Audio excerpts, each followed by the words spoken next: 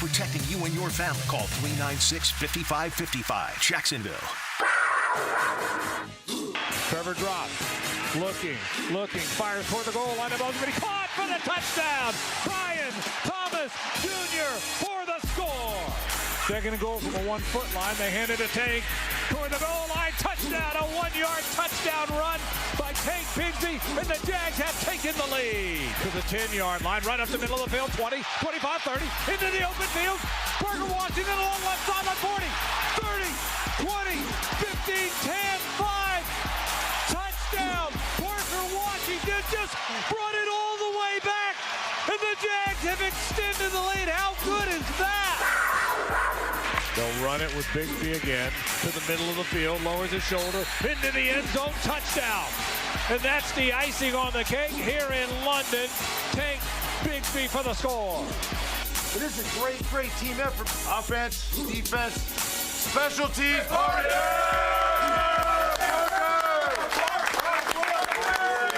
We always say just try to go 1-0. We got to go 1-0. And we got to keep going 1-0. And we got to keep going 1-0. But you got to keep the same intensity, and you got to keep the same energy that we had this week. Okay? And then continue to love on each other. You got to continue to do that. Embrace each other. All right? That's what I saw today. Hey, great job, man. Pass that. One more time. Ready? 1, 2, 3.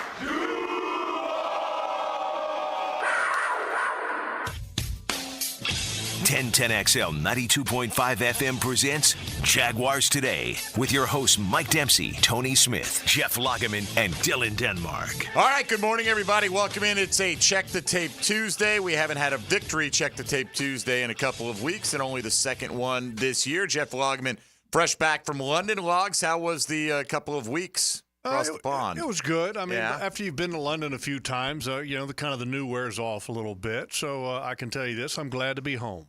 You're the weary world traveler now. Been there, done that. Yeah. I mean, no big deal. It's been a few times. I mean, look, London's a cool city. I know that essentially there were 3 different places that staff stayed at. You had football and all of football ops all at the Grove, which is on the outskirts of town. And if you were to take an Uber, let's say out of central London to get to the Grove, it's about 45 minutes. There was another group of people because, the Wembley game was put on by the Jaguars. The whole operations of it is all Jaguars. So there was another group of people that stayed at a hotel that was right by Wembley because that's where they were going to be working. And then there was another group of people that kind of had to do a little bit of everything. And they were in central London, and I was with them. So I was able to kind of go to different places. So, it was nice. And London's a cool place. The family comes over for part of it.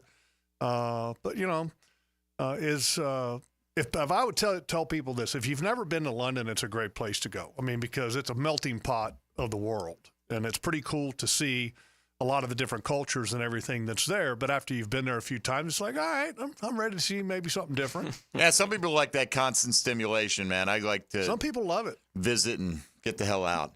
Yeah, I mean, some people though, it's just absolutely they love it. They eat, breathe, and sleep it. That's a young man's game. Mm-hmm. I wouldn't say that. I think all ages kind of get into that, but it's not my thing. And here's the other thing. Opening day in Georgia for deer season was Saturday. I missed opening day. Be in London.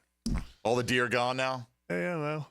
Are they any left? they're still there. Still gonna be okay. Yeah, they'll be okay. All right, Logs. We got a lot to get into today, so let's try to start on a positive note because there's plenty of things we can pick apart, certainly coming out of the Jags' performance, but we're happy that they got the win. We'll start with Trevor Lawrence. Pro Football Network has a stat. We really don't. Tony and I talked about this yesterday. We don't know what goes into it. It's called Quarterback Plus. What is Pro Football Network? It's a site like any other website. They do some analytics. They do some reporting. They do whatever, right? It's a website. But anyway, they graded, and they've been doing it. It's not like they just started doing it this week, but they graded Trevor Lawrence as the top-rated quarterback. Now, this is prior to last night's games. But, Lamar Jackson had the game of the week. But out of all the quarterbacks that had played through Sunday, he was the top-rated guy for this week. For the weekend. For the week. Obviously, didn't have the eye-popping numbers, but it was more leaning on efficiency, 15 out of 20, protected the football. touchdown, no interceptions, that kind of thing. Just your thoughts on where he's at right now and how he's played over the last several weeks. I thought he had a really solid day. I don't want to say a great day, but a really solid day because he had a really good running game and an offensive line that played, really well to really support him and prop him up. And I'm not saying prop him up because he needs it all the time, but at the end of the day, when your jersey is essentially clean, that's a pretty good sign if you're a quarterback. And I thought his jersey was clean. No official quarterback hits. No hits, no sacks. Yeah. Clean jersey, end of the game. So credit to the offensive line, credit to Tank Bigsby, credit to his wide receivers because they did a really good job, I thought, and throughout the course of the game, and the tight ends did a really good job. It was a total offensive team effort. And it's a good thing that the offense had a really strong day because the defense continues to have holes that you go against a good offense, you're gonna be concerned. Right, that is not a good offense. Their starting running back was hurt coming in. Their backup got hurt early on and left the game. The biggest thing though was that's the seventh different starting offensive line combination that New England has had, and that's never a good sign.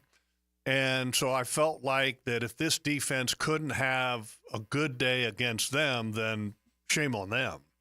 Just because they have a rookie quarterback who, by the way, I give Drake May a lot of credit. The game against Houston the week before, he got hammered.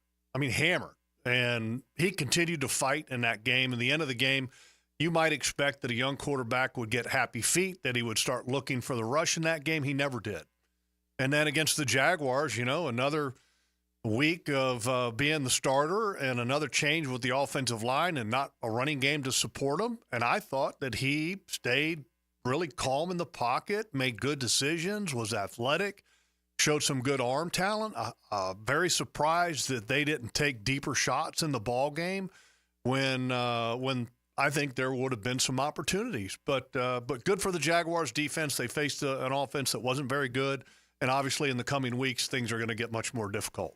Speaking to how well the offensive line played, we all know, they ran the ball the way they wanted to this week, right? 171 on the ground for the Jags this week. Tank had the big day. I also think we have to, the one touchdown that Trevor Lawrence threw, it was a play where I don't know how far into the progression Brian Thomas Jr. was on that play, but he wasn't the first read, right? Like it took a little bit of time for him to get to him and find him open on that play, and the offensive line created an opportunity for the touchdown pass that Trevor Lawrence threw. And it felt like for the last 3 weeks, the offensive line has played well. But this week, they controlled the entire football game. Yes. The entire time that they were on the field. Anything the Jags wanted to do this week, they could have done. Yeah, and it helps a little bit who you're playing. Yeah. So, Tony and Mike, name me one front seven player for the New England Patriots that's a really good player. That's healthy. Juwan Bentley's a good one, but he's on IR. Yeah. Okay. So he is. Kind of my point. Yeah. Devon Godshaw's an okay player. Matt Judon was a good player, and he's gone. He's in Atlanta. Yeah, he's in Atlanta. So so I think that's part of it. But the touchdown that you're referring to Brian Thomas Jr., busted coverage. They're playing man, and essentially they've got like a bunch look, and they get lost, and you get two guys covering one, and I don't know if Brian was the primary. I think it was an opportunity there for Trevor to take his time and make sure that he had the open guy. And because of the protection that he was getting up until that point, I think he was very comfortable taking his time in the pocket, making a good decision.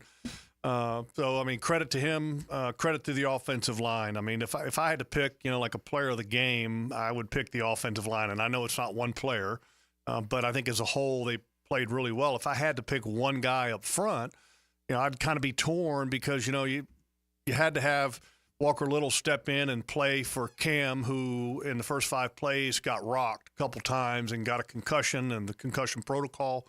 Walker Little had to play. I thought he played really well. I thought he strained really hard in the run game, but the guy up front that I think really impressed me was Brandon Sheriff. Physical. They did a lot of stuff where he was moving and pulling in the run game. And I know this week I'm going to show a play that's kind of designed where because of his athleticism, they do certain things. And if you didn't have a guard with that type of athleticism, you wouldn't be able to do it. But I thought he had a really strong game. And so kudos to him.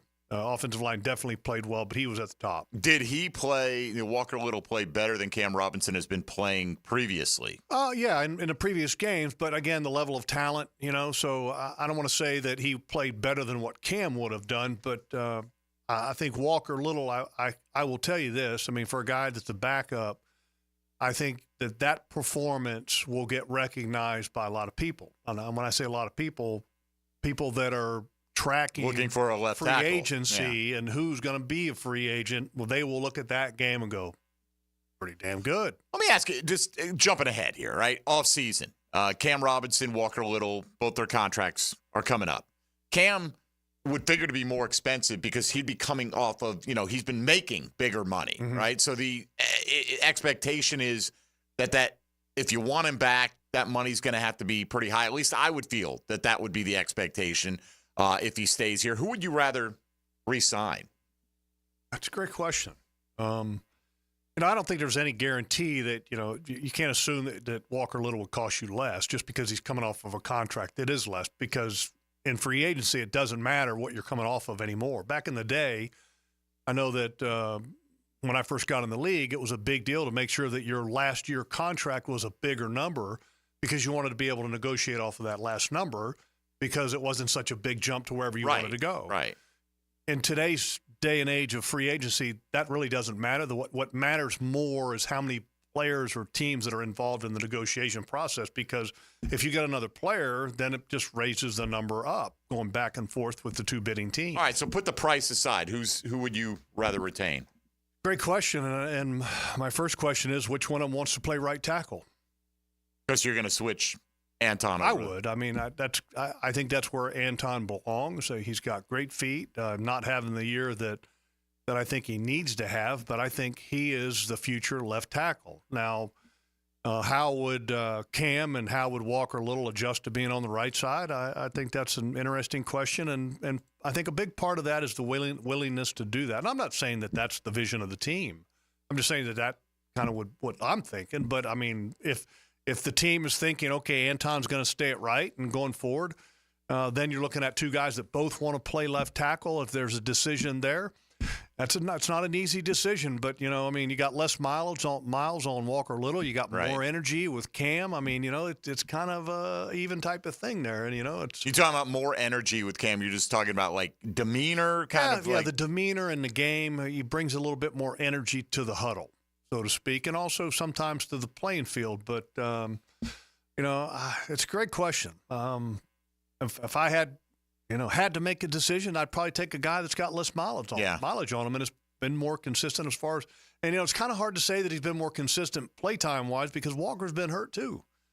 Both of these guys have missed time. And, in the ultimate world, you're looking for a guy who's always available and dependable, and I don't know if you've got either one of those things with those two guys. Yeah, I'm not saying it's a guarantee that either one of them is back, but just curious what your thoughts are. At least a slight lean towards Walker Little, but we got a long way to go before the season is done, and hopefully we'll put that off-season talk off if the Jags can stage, I wouldn't say a miracle turnaround, but it's close to a football miracle. Yeah, that's when you're 1-5. It's not a Heidi game season or whatever you want to call it, but if you come back and you become a playoff contender, then what an amazing job. But this football team's not good enough to do that yet, or even to think about that yet. Our whole kind of commentary prior to the game and the radio broadcast was, look, this football team needs to, throw out the playoffs, throw out the AFC division title talk, the contending talk, throw it all out. Because, right now you're in a position where you're not privileged enough to be able to have that conversation. Right now this team needed to worry about one game.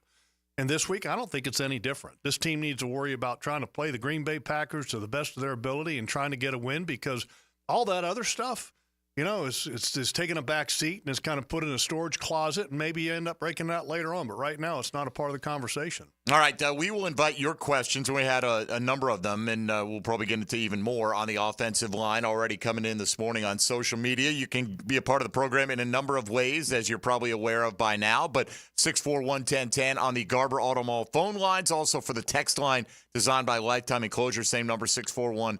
1010. You can hit us up on social media at MD_1010XL, at 1010XL Fat Tony, at Logs56, and at 1010XL Denmark. Ain't no laws when you're drinking claws, baby. And also, you can hop in the YouTube virtual studio chat there as well and post your thoughts, questions, musings, what have you, related to Jacksonville Jaguar football. We got Jeff Lageman fresh back from London, Mike Dempsey, Tony Smith, and Dylan Denmark alongside. It's a Check the Tape Tuesday right here on 1010XL and 92.5 FM. Jaguars Today. From the Renewal by Anderson Custom Windows and Doors Studios of 1010XL.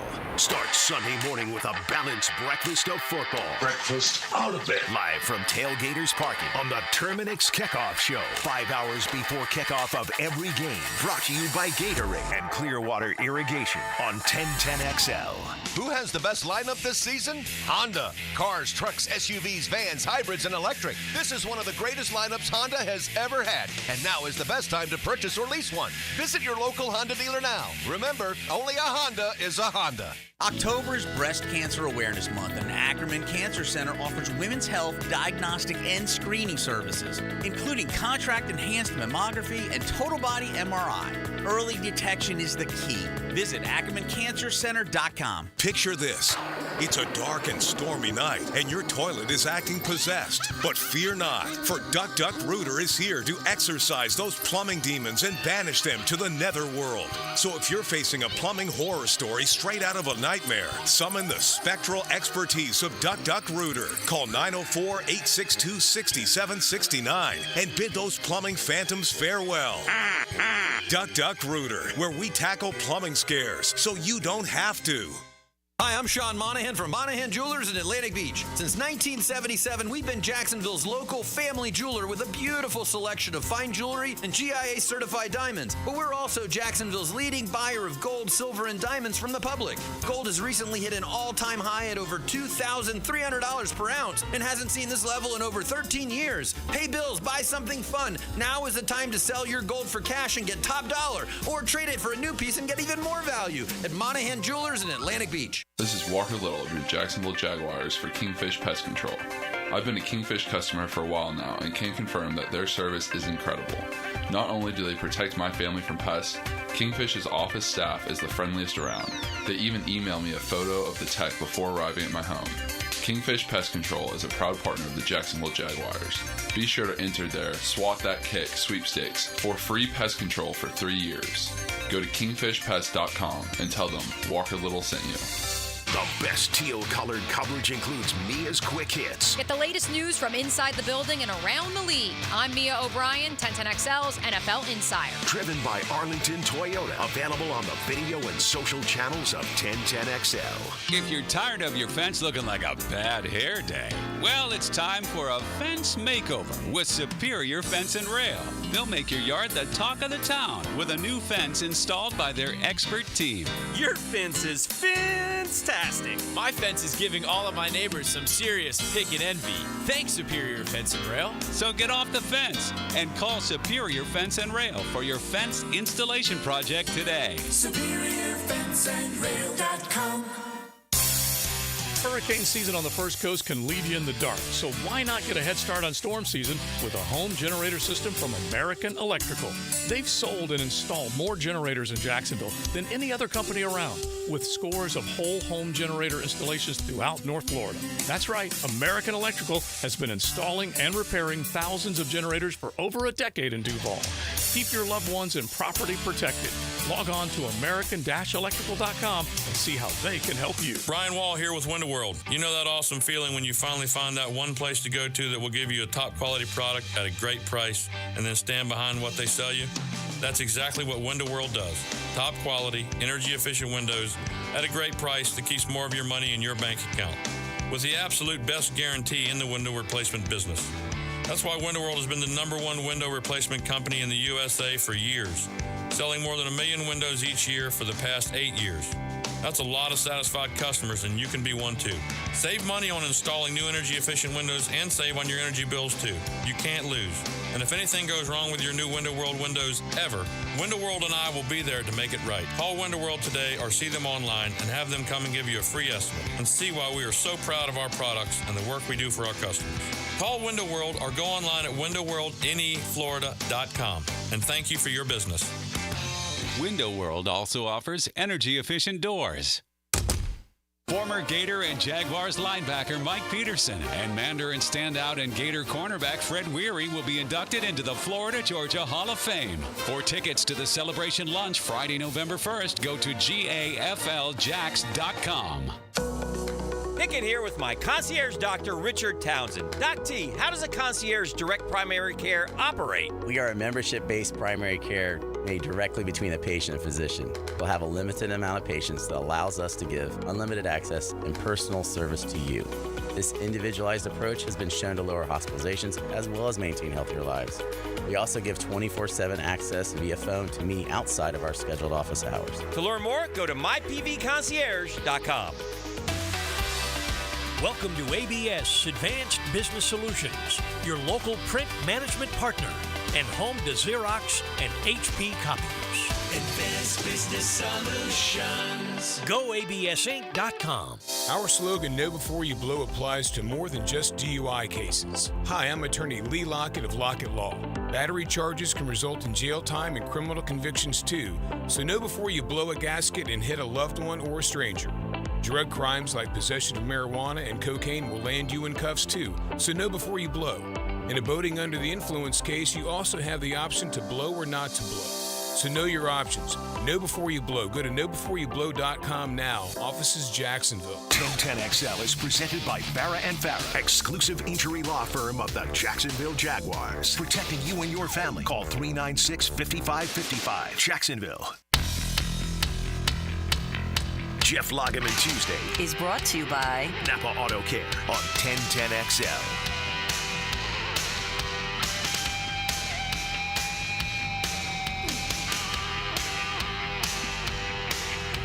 All right, Jaguars Today on a Check the Tape Tuesday. Mike Dempsey, Tony Smith, Jeff Lageman, Dylan Denmark here with you, and they're lining up. Jeff, they've got questions. I know you have answers. Before we get to these calls, we were discussing this before we came on the air today. Mason Smith, not active this week, despite the trade of Roy Robertson Harris. What's behind that, to your knowledge? Well, it's not a good look, and I don't know the exact reason, but I would say this, that he's not doing something the right way, whether that's performance or the week of practice or something of that nature, because if you're not on the injury report, then it's something else, and that's not a good thing. You know, he's a second-round pick. I mean, most of the time the expectation is for a second-round pick is to be a starter.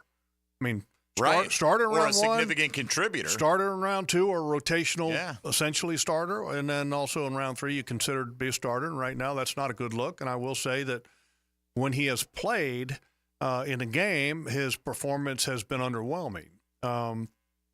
Seems to have a hard time exactly knowing where the ball is and what he needs to do. So and a lot of times that's kind of a trait of a guy that's young and is not confident in what he's doing and sure of what he's seeing and believing where he needs to go, and then also the ability to find the ball.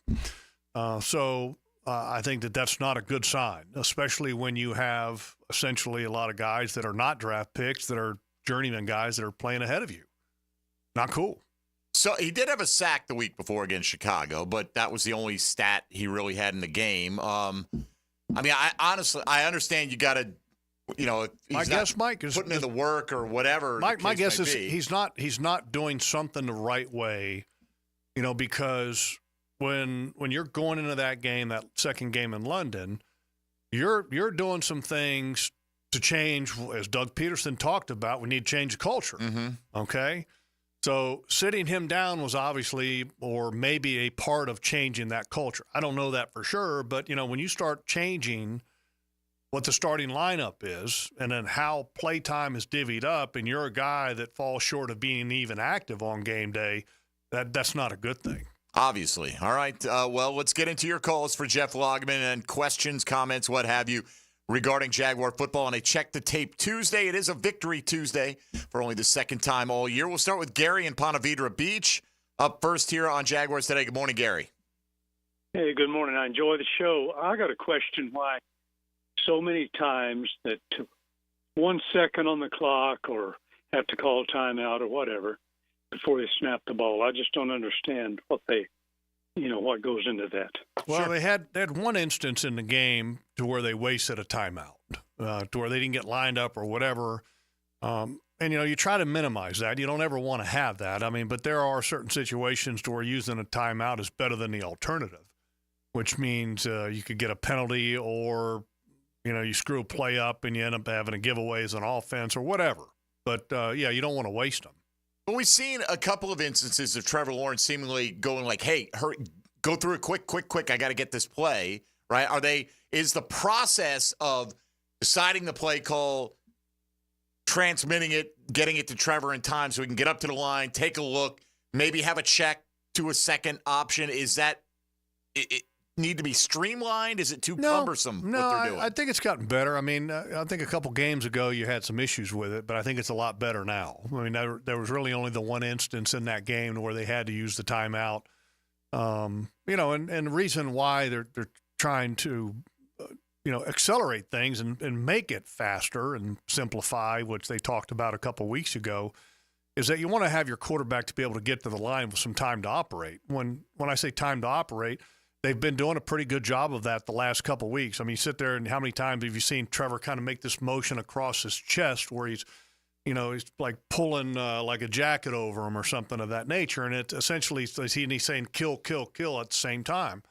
A lot of times what he's doing there is he's either changing the play or checking to an alternative play that's already called in the huddle. So because he's doing that, that's a good sign that they are doing a pretty good job of getting in and out of the huddle in good fashion and also getting the call in on time where, a few weeks ago, that was kind of an issue. They were burning some timeouts unnecessarily. Or taking a delay game. But the last couple games, the operation has been much smoother. Gary, thank you for the call. In terms of Trevor's ability at the line, I mean, it's not like they're going to give him the whole playbook to check to. Is that the general standard that they'll give you two alternatives? Here's the main play, and here's the one that you pivot to. Yeah, sometimes, that you hear Doug talk often about, the Trevor getting them in the right play, as an offense. And I don't want to say that they're giving him the complete Peyton Manning playbook to where he can go to the line of scrimmage and call anything he wants. I don't think it's that liberal for him. I think it's more of a controlled environment where he's given a couple options and he's got to stick with a couple of those options, which is good. I mean, look, and I think some of the play calls that he has are probably built into where, they know we're going to call this, but hey, look, if we get a look that it's not favorable for that play call, whether it's a run or a pass, then we can check to the opposite play or the one that's vice versa. If you call a run, maybe check to a pass or, again, the other way around. All right, Gary, we appreciate you getting us started. We go back to the calls here. Sean on the south side is up next on Jaguars Today. Good morning, Sean. Hey, good morning. Thanks for taking my call. You got it. I was wondering, man. It seemed like Travis Etienne and St. Bigsby, they kind of switched roles. Like Etienne kind of having a bad year and Tank doing his thing. I was wondering if the offense. Should he be a starter? Is what I'm asking. Should he be a starter? And do you think the offense should flow through Tank Bigsby and drawing a blank? Brian Thomas Jr. Yeah, and if you think the offense should run through those guys. It's a great question, and obviously it was one that was on some of the media members' mind after the game because they're asking about the future role of Tank Bigsby and will he become the starter? And Doug's response is that a guy can't lose his starting job because of injury. Tell that to Drew Bledsoe. And the reality is that guys lose starting roles all the time because of injury. Exactly. It's part of the game, and it happens. And I get where Doug is coming from and that he wants to show a level of loyalty to his players, and I appreciate that. But at the end of the day, the reality is that you're going to need both guys to be starting caliber players for this football team because they both have different skill sets. Tank Bigsby is not a great receiver out of the backfield. He had a drop on the screen that would have gone probably for about 50 yards. Right. And then they didn't throw it to him the rest of the day. And so, therein lies a limitation a little bit with Tank Bigsby. The amount that you trust him in critical situations is still kind of a feeling out process because the reality is that he's put the ball on the carpet about 4 times in his career prior to the game going with 93 touches, and that's a very high percentage. So there is also that. So I think they're both starters. And I wish that Doug would just say, hey, look, we consider them both starters, and they each kind of have different roles, and we're going to be rolling forward with both of them because we need both of them. As an oversimplification, though, it does seem like Bigsby's more of your first and second down runner. No question. Right? And Etienne would be the, quote, third down back, which is usually the guy coming off the bench. And there's nothing wrong really with that because a lot of times this is a pass-first offense, okay? So a lot of times they're in a situation where they're going to go in three wides, and you want to have Etienne on the field when they go to three wides because the running back's going to have to play a role in pass protection, which right now Etienne is head and shoulders above Tank Bigsby when it comes to pass protection. So they both have a role. They both are considered starters in my mind. And so I don't understand why there's this conversation about, well, Etienne is still our guy. He's still our starter. We can't, he doesn't lose that role because of injury. Reality is it happens all the time. Both guys are really considered starters because they both fill a needed role for this offense. All right, we'll continue on. That was a question I'm sure a lot of people have had on their mind, or at least the expanding role of Tank Bigsby moving forward. Let's get one more before the break. Darren is up next here on a Check the Tape Tuesday. Good morning, Darren. Good morning, guys. Jeff, just wondering, going back to Doug's first year, it seems like the offense doesn't have the salt, so to speak, a little seasoning on any plays anymore. And I'll refer to I think it was in the playoffs when they bunched up and it was a 4th and inches, and he wound up pitching it to Etienne, and he took it 30, 40 yards down on the outside. It just seems like we don't have those plays anymore where he's a branch off of Andy Reid's coaching tree, and Andy Reid seems to every single week have a play that they add just for that game. And from a fan's perspective, I just want to hear your thoughts on that. Well, I think when you're struggling as a team, doing those kind of things can be counterproductive as far as the amount of time, number one, that you spend on it in practice. Because if you're not a very good team, let's be a good team before we can worry about doing all these cool plays. You know what I mean? Let's take care of the fundamentals. So I think there's a matter of why would we want to dedicate a certain amount of time to do that when we're not doing the basics good enough yet. I think that's something that you can do down the road. But then at the same token, you did a couple reverse plays to Brian Thomas Jr., which, by the way, I'm not a big fan of. I want to see Brian Thomas Jr. be going vertical, okay? I think that his energy is well spent doing that as opposed to handing it off to him in a reverse, which I think it gained 2 yards on those two plays. But he had a nice one a couple of weeks ago, right? Remember that? He had kind of that little hesitation move on. I don't know, man. I put the ball in his hands as often as you can. Like, I like the idea of defenses have to be ready everywhere he is on the field, wherever they move him. You got to be ready to defend him at all times. I get it. Like, his biggest threat to any defense is he can run past everybody on the field. Yes. Right? And the catch he made this week, are you kidding me? The defender couldn't have made a better play on that play than he did. Literally had his arm across the bread basket. Yeah. When I say bread basket, when Brian Thomas Jr. has his arms in that catch position, Christian Gonzalez's arm is literally laying across the middle of his two outstretched arms. Yep. And Brian still comes down with that play, and that's actually one of the plays that I'm also going to do on the film room this week, is to look at that play among others. I'm going to do a kind of whole smattering of plays, including Ventrell Miller, that play, because they talked after the game about quarters coverage, and a lot of people go, what the hell is quarters coverage? They've got no idea. And so we'll kind of explain that. But Brian is supremely talented. Christian Gonzalez is a number one corner in this league. And he made Christian Gonzalez pay the price on that play. And it was great coverage by Christian Gonzalez. Yeah. But just a better play by Brian. And here's the thing. I think they've got to design more plays for Brian. Either more plays for Brian or the quarterback has to give him a little extra attention, because there were times in that ball game that Brian also had one-on-one opportunities in a vertical fashion, and he didn't get the ball. Right, your day, man, Jimmy'd get that ball every single time. Every time. If you cover Brian Thomas Jr. in single, you got to make him pay.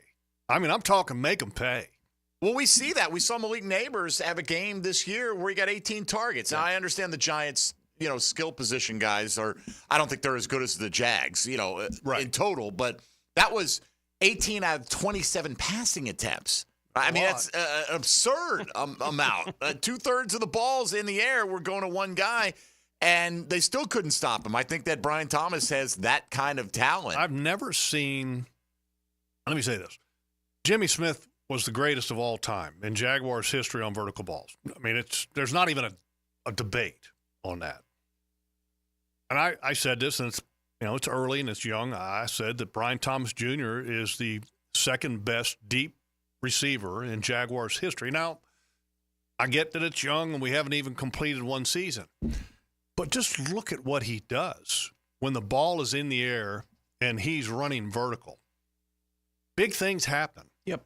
He's got an extra gear that I don't even know. You know, he was timed at 22.15 fastest guy in the league, miles per hour, fastest time I think in a couple years. And do we not believe that he had another gear? I mean, he's shown it. He's shown on a couple of occasions where I thought he had another gear even then. You thought the ball had been overthrown. That's how easy he makes all that stuff look. And that's the thing that's so impressive is that he makes it look effortless when, hell, I can't even walk and talk and chew gum at the same time. And here he is running 22.15 miles an hour, got a defender's arm laid across his arms, and he makes a catch to make it look easy. Here, just a quick comparison of the numbers. Because, watching last night, Marvin Harrison Jr., you're like, why can't they get him involved in this offense at all? He had, he's got 4 touchdowns, but most of his production came in one quarter of one game back in week 2. Malik Neighbors, I think the perception is he is the far and away best rookie receiver, okay? He's played in 2 fewer games, but he's had 15 more targets than Brian Thomas. Okay, they've thrown the ball 60 times in New York. Compared to 45. Neighbors. Neighbors had 60 targets. Yeah. Brian Thomas has had 45 targets, okay? So 3/4 of the targets. Neighbors has caught 39 of those 60 for 427, averaging just under 11 yards a catch with 3 touchdowns. Brian Thomas has caught 30 of 45, over 500 yards, 4 touchdowns, over 17 yards. Look at the college stats. They're very comparable to what you're talking about right now. I mean, that's how crazy Brian Thomas's numbers were. Ridiculous numbers. Yeah, I mean, and I remember watching the film because, look, you guys know I don't watch college football until the film stuff, when it comes to the draft. And so when I was here, I basically go online and I find a list of the top, 150 prospects, and then I start watching them. And I watch Malik Neighbors, I watch Marvin Harrison, I watch them all, and I remember watching these guys and then seeing where the draftniks are placing these guys, and they've got Marvin Harrison clearly at the top, and totally understood that watching his film because his film was fantastic.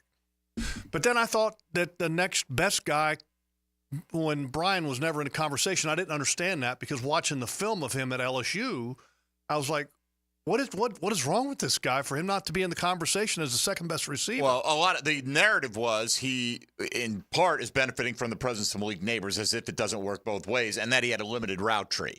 Because in LSU, he was just superior. They could run him on 1 or 2 routes, and he scored 17 touchdowns. Right. Why? It's that I get it. Is it my job to get you prepared to run all these routes, or my job to win football games right now? And if I can run you on a go route every time and it works, why would I do anything else? Exactly. That's an oversimplification.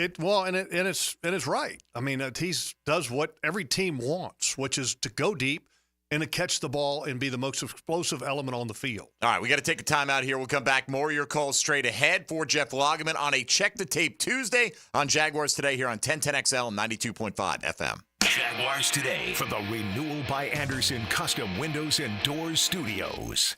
At Cannons of Jacksonville, they know that when you're towing anything, you gotta have products you can rely on. With over 50 years of fabrication expertise, the family at Cannons can repair or install precisely what you need to tow with confidence. Whether it's a heavy-duty hitch, trailer frame, gooseneck, tow bar, or any other towing accessory, Cannons will provide you with unmatched precision and durability. For all your towing needs, visit cannonsofjacks.com, where quality and customer satisfaction collide. Want to be up close and personal with the Jaguars as they take the field? Here's your chance to be in the shadows, outside the Jaguars locker room, now called the Vault. Enter today at everbank.com/shadows. One winner and a guest for every home game at Everbank Stadium. No purchase necessary to enter or win. Open to legal residents of the United States and D.C. 18 and older. Entry periods for the Shadow Sweepstakes promotion from 8/19/24 to 12/15/24. For official rules and complete details, visit everbank.com/shadows. Sponsored administrator, Everbank N.A. member FDIC. Hey gang, Prosser here. Telling you once again about Chad and Sandy Newman. Mortgage rates are down, creating more active buyers and sellers. If you've been waiting, now is a great time to sell your home before more homes flood the market, driving down prices. So maybe you want guaranteed no-hassle home sale, but don't want to give up hard-earned equity to do it. They can handle that. You see, Chad and Sandy can take every problem you think you have and replace it with a promise. Chad and Sandy guarantee your home sold at an agreed-upon price and deadline, or they will buy it. The success stories are rolling in. Mike and Lisa in McCormick. We inherited a family home that came with equity, but also a mortgage. We needed to sell fast to avoid extra expenses on a second mortgage. We heard about Chad and Sandy on the radio and called. Everything they say on the radio is true. The home sold in 3 days for full asking price. Call Chad and Sandy today, 904-414-6200, or go to chadandsandy.com. That's ChadAndSandy.com. Hey, it's Matt Hayes. Shaking things up a bit. Let's see what Carlo has to say. The biggest thing that I received out of this Awaken 180 program was that I was able to get a best friend. And when I say that, I mean the person that I look to in the mirror every morning. I would walk by the mirror and not look. Now, the Awaken 180 program has given me the ability to look in the mirror, smile, and actually enjoy and appreciate the person I am. I went from, 301 down to 213. I've lost 84 pounds with Awaken 180. 84 pounds, and Carlo did it in under 4 months. Those, my friends, are the results you'll get with Awaken 180. Do what Carlo did, I did, Mike Dempsey, and hundreds of others in Jacksonville have done. Get back to liking the person you see in the mirror and choose Awaken 180 Weight Loss. Online at awaken180weightloss.com.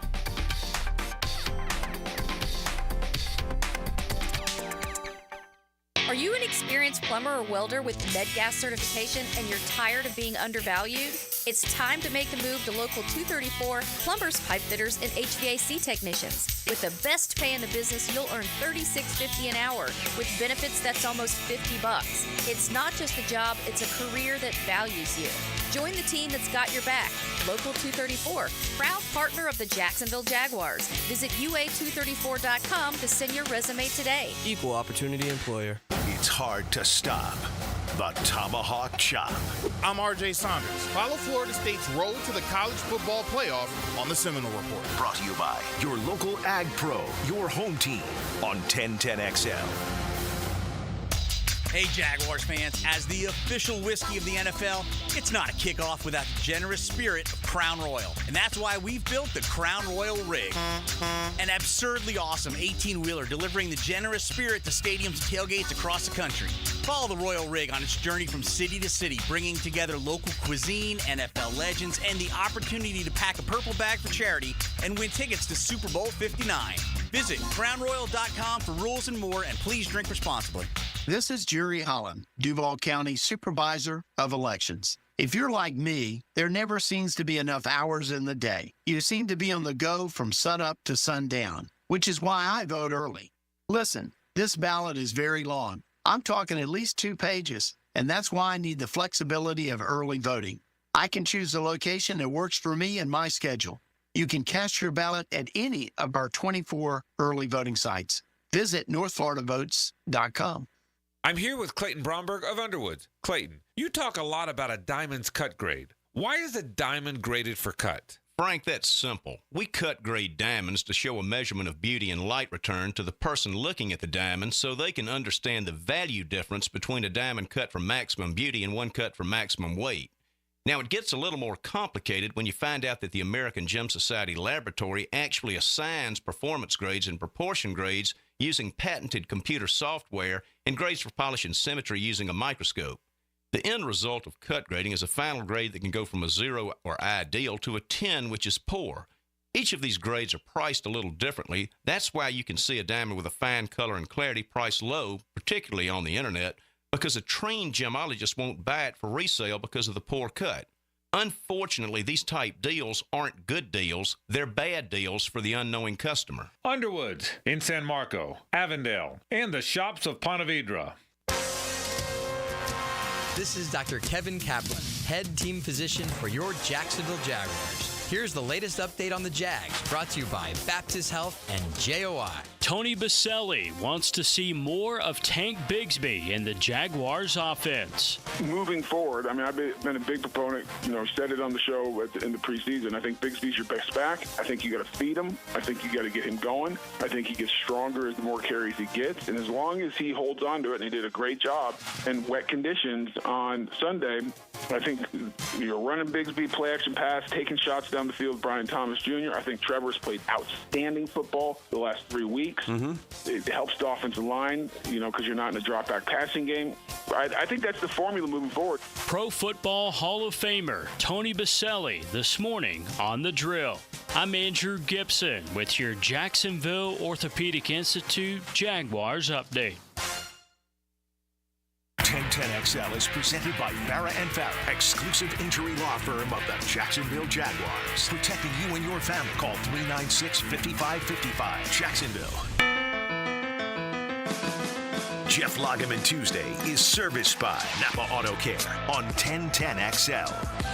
All right, logs in on a check-to-tape victory Tuesday for your Jacksonville Jaguars. You have questions, comments, concerns coming out of the Jags' performance against the New England Patriots. This is, of course, the place to bring them at 641-1010. I almost gave you a 888XM fantasy.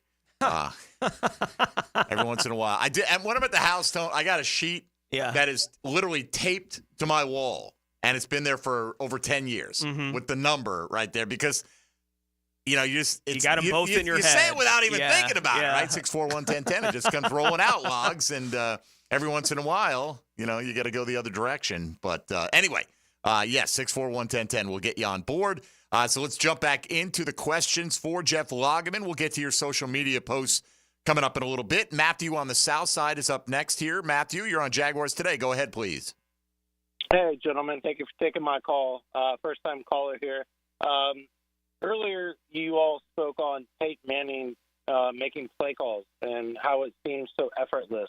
When I watch the game, whether it's in person or on TV, it always seems like all I hear is kill, kill, and going into a second play. What is it going to take for Trevor to get into a point where he can walk up to a line and say, listen, plan B, instead of making it obvious to everybody else in the stadium and on the field? And I'll take your answer off.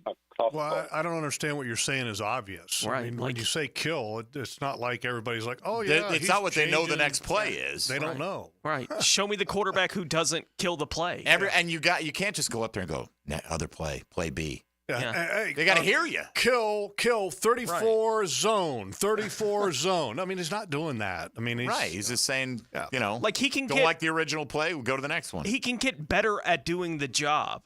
In those kind of moments from the perspective of, I think as he gets more and more comfortable in his career, that he's a player that I think is a good enough player that at some point he's going to be capable of going to the line and calling the play without getting one in the huddle, right? Like I think he's capable of being that player eventually, right? That if you're calling saying, I wish he was doing that all the time right now, he should be calling everything they're doing on. Okay. I suppose that's where you want it to eventually get for him. Yeah, I don't think Peyton Manning, when he was in year 4, had the complete autonomy to be able to go to the line of scrimmage and call whatever the hell he wanted. He's talked about it. He got 2 passes and 1 run in the huddle virtually every time and made the call when he got to the line. There's an evolution. Yeah. And a progression that takes place, I think, with any quarterback. And you got to be in the same system for, an extended period of time. You got to be able to show that you can be dependable and reliable and get to the line of scrimmage and make the good decisions. And so that's a process. And, maybe in year 7 or 8 or whatever that maybe we'll get to that point or he'll get to that point. I don't know. But look, he's playing very well. He still has to be able to command an offense and command a team. Excited about how he's improved the last number of weeks, excited about how he's protecting the ball. All year, really, yeah. Yeah, all year for the most part. But there have been moments this year that the team needed him to have a drive, whether it been from behind or whether it been from having the ball and being ahead, to close a game out, to win a game. And that's where he needs to get. The great ones are the ones that can will their teams to do that in those moments. And that's where he needs to get to if you want to be one of the top quarterbacks in the league. Plain and simple. All right, let's go to Jay on the west side. Next up here on Jaguars Today. Good morning, Jay. Good morning. I'm glad you guys are on the Trevor side. I was just calling about that. Jay, I really can't understand. Can you hear me? No, we're having a hard time understanding what you're saying. Can you hear me now? Now we can. Yeah, No we're on a speakerphone. Don't do a speakerphone on the radio, please. Yeah, but I was talking about Trevor. Like, since Jeff was just talking about it, do you think he can take that next step? Because I really hope he can. I really hope he does. Because I feel like Trevor's the best thing to happen to this franchise. You know, he has the keys to this whip. So I want to know: do you think he can take that next step? Do you think he can be the top 3 every year in the NFL? I think he can, and I think, a lot of people are quick to judge that he can't. There are some guys that come out of the womb, so to speak, and from day one, they're great. But then there's other quarterbacks that it takes time, and we were having a conversation, me and Tony Baselli, with Neil Reynolds before the game in a little appearance event in one of the club sections of Wembley. And Tony brought up a good point, and I'll give him credit to this because it's a great analogy. He said, look, when Tom Brady won his first Super Bowl, it was much different than when he won his last Super Bowl. The first Super Bowl that he won, he had a great defense, and he was just, kind of managing the offense and not trying to screw it up. Well, when Tom Brady won his last couple, it was a lot different. I mean, he was a man, so if you can build a team around Trevor and then eventually he gets to the point and continues to develop, then, yeah, maybe he gets to the point where he's the man and can do it all by himself. And so, in other words, I'm saying it's still early in the process, and I still am confident that he can be that guy. But at the same token, you want to start seeing the signs of that. You want to see a game where he has a game-winning drive, where he has a game-securing drive. I mean, those moments, I think, have got to become more commonplace than a rarity in his career. Right. I mean, he's had a couple of opportunities this year where as bad as it was in the previous 58 minutes or 56 minutes or whatever, Jags have had the ball with a chance to just go down, get the field goal, go down, get the score, and you're going to win a football game, or at least put yourself in position to do it. In year 4, he's not done growing. I mean, that's the hardest position to play in all of sports. I mean, and I don't know if you're ever truly done growing, but year 4 is very young in the process. I mean, look at what's going on out there in Seattle, with their quarterback. I mean, how many years is it for him now? 12, I think, because he said he wants to play 20. I don't know if you heard that this week. He said that's his goal. He was considered a bust. Geno Smith, yeah. After 3 or 4 years. He's leading the league in yards. And now he's leading the league in yards. I mean, so my point is that, I had a conversation with Tom Coughlin about this too when on the Legends weekend. And we were talking about quarterback play. And he said, it's amazing how quick teams are to give up on quarterbacks and then to go to the next hot candidate because they just don't have the patience to continue to work and to develop the young players. And he pointed to some of the guys that are in the league, like a Geno Smith and what's the guy in Minnesota? Sam Darnold. He pointed to those two guys as examples, and he's dead on. So, look, there's got to be patience, I think, with Trevor. Even though he's a first overall pick, a lot of people had the expectation that he's going to be Patrick Mahomes and just going to be amazing right away, and that's not the case for everybody. All right, let's get Robin on the south side before the break. Robin, you're on Jaguars Today. Go ahead, please. Morning, guys. Morning. Go Jags. I'll try to make it quick. So obviously pretty happy with the result from Sunday, but when we had the lead, there was a feeling at one point where the Pats were getting energy back and we were committed to conservative play calling, and I started to get that scary feeling. And I guess my question to you is it an overcommitment to keeping the ball on the ground, 17 runs in a row, just running out the clock? Was it situationally appropriate, or is it too conservative and lack of aggression? Is it? Well, lack of aggression. I wouldn't use the term lack of aggression when the team decided to go for it on 4th and short. I mean, to me, I thought that was insanity. I did too. Take the points and make it a 3-possession Tony game. liked it until they didn't get it. but come on. But Doug talked about it in the post game about confidence in our group. I don't care if you have confidence in your group. It makes it a 3-possession game. Just make it an 18-point lead. And here's the Come other thing. Historically, you haven't been great in short yardage. And look, I get it that you got confidence that your offensive line has been playing very well in that game and all of that. But look, I didn't have any issue with the play calling late in that ball game whatsoever, with the exception of that decision to go for it on 4th. Right. And when I say Tony, I meant Pacelli, not Smith, on that one, just to be clear. I think Tony was a proponent of going for it, and then he didn't make it. He said, well, I think sometimes he likes to be the contrarian a Maybe he little bit, does, but so. I mean, I got to take you what you say. So, I mean, that's all I can do. Robin, thank you for the call. We'll take a time out here. We'll come back, and plenty more to do with Jeff Lageman. Another hour to go. If you're on the line, stay right there. We'll get to your social media questions as well on a Check the Tape Tuesday on Jaguars Today here on 1010XL 92.5 FM. Jaguars Today from the Renewal by Anderson Custom Windows and Doors Studios of 1010XL. Hey, folks, Mike Dempsey here for Pella Windows and Doors. They get great ratings and expert reviews from Consumer Reports, tops in all the major window categories. Look, I'll make it simple for you. If you're a homeowner and you want to upgrade your house, if you want it to be more energy efficient, you want it to look better, have a higher resale value, Pella Windows and Doors is a great way to check all of those boxes. I did it at my home. It looks fantastic. It feels great inside. I'm the envy of the neighborhood. Pella Windows and Doors online at PellaJacks.com or just stop by their showroom on Phillips Highway. That's Pella Windows and Doors. They may not make a lot of plays. Good snap. Good hold. But sometimes they make the most important play. One of the best kickers in the league year in and year out. Listen for the Crown Royal Special Teams Player of the Game on 1010XL. Do the Garber wiggle, Garber wiggle, wiggle, wiggle, Garber wiggle. If you're looking for a pre-owned vehicle with lifetime warranty, Garber Auto Mall can wiggle it. Best price, best payment, best trade-in value, Garber Auto Mall can wiggle it. With a huge selection of pre-owned vehicles, Garber Auto Mall can wiggle it. Visit us in Green Cove Springs or at GarberAutomall.com. And remember, at Garber Auto Mall, there is always a little room for wiggle. Garber wiggle, Garber wiggle, wiggle, wiggle, Garber wiggle. The Money Pages brings you this week's Red Zone featured player of the week, number 13, Jaguars wide receiver Christian Kirk. Kirk played college ball at Texas A&M and was drafted by the Arizona Cardinals in the second round in 2018. Make sure to pick up this week's Jags game program with a commemorative ticket of Christian Kirk inside.